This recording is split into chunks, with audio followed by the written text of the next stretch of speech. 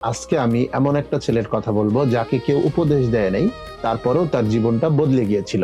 একজন ছেলেকে আমি প্রথম দেখেছিলাম যার মুখ দেখে মনে হচ্ছিল সে অনেক অস্থির। সে আমার কাছে এসে বসে বলল, ভাই আমাকে সবাই উপদেশ দিচ্ছে, বাট আমি তাদের উপদেশগুলো শোনার পরে খুবই কনফিউজড হয়ে যাচ্ছি।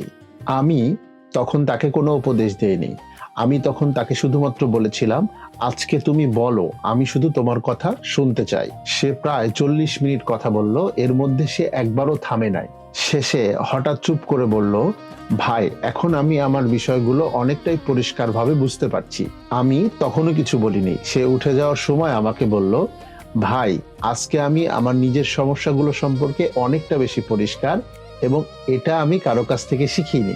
সেদিন আমি বুঝলাম মানুষ আসলে সমাধান চায় না, মানুষ আসলে চায় তাকে কেউ মন দিয়ে শোনো। আর আপনি যদি আপনার কথাগুলো মন দিয়ে শোনাতে চান, তাহলে আমাকে নক করতে পারেন। আমি আপনার কথাগুলো মন দিয়ে শুনতে চাই। আশা করি তাহলে আপনার সমস্যাটা আপনিই সমাধান করতে পারবেন।